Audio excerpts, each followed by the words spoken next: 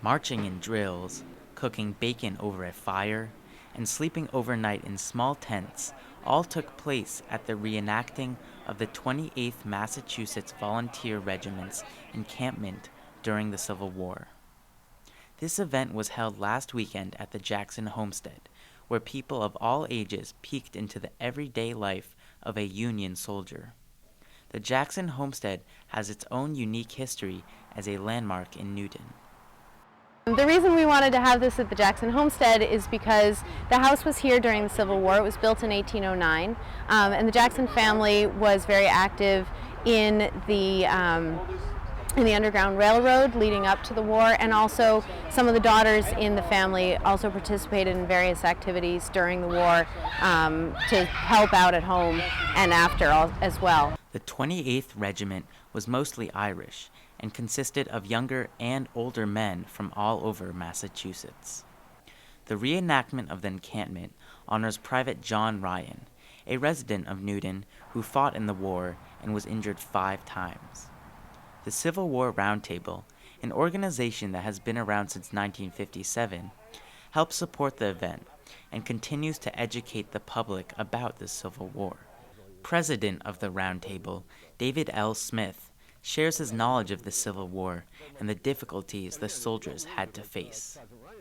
But if you were just wounded through, the arm or the leg and it didn't hit a bone, if you didn't catch an infection from that and die, you kept on going. And there were many soldiers that got wounded 3, 4 times, and in Sergeant Ryan's case 5 times. But once it hit a bone, that 58-minute, caliber ball, shattered the bone, and then the only thing they could do was to cut off the arm or cut off the leg, or in some cases 2 arms or 2 legs.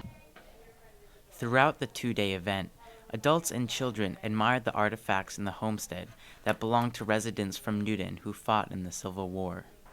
Also, people explored the campground of the soldiers. Much of the time, the 28th Regiment soldiers taught visitors about the war and guided them through the daily life of a soldier.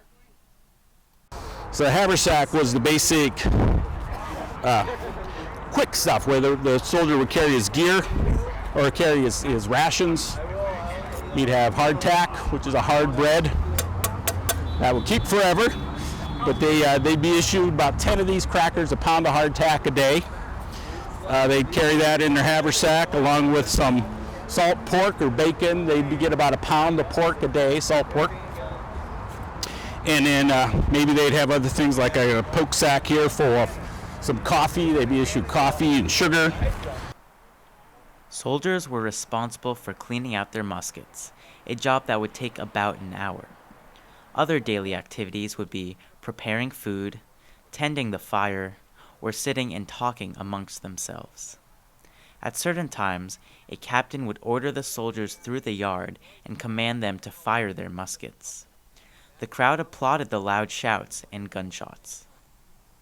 Company, prepare to fire by file. Commence firing.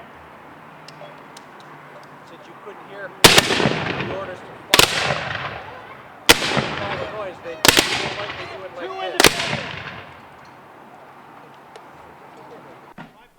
Many of the people that assumed the lives of soldiers have been reenacting history for multiple years.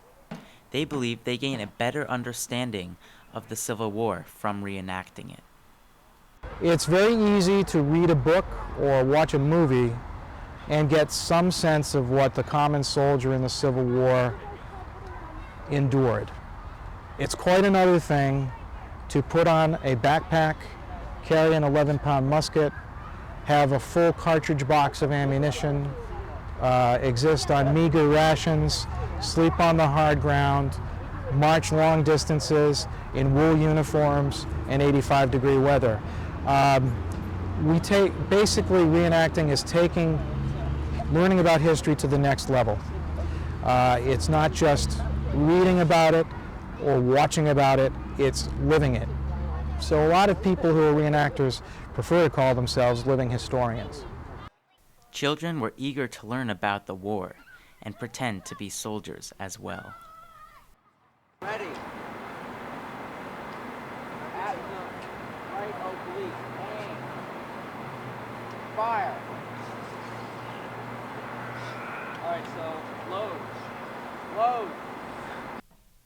Whether they were learning about the Civil War or fighting in the front lines of it, everyone got to experience living in the past. Omri Cohen, Newton News, Newton.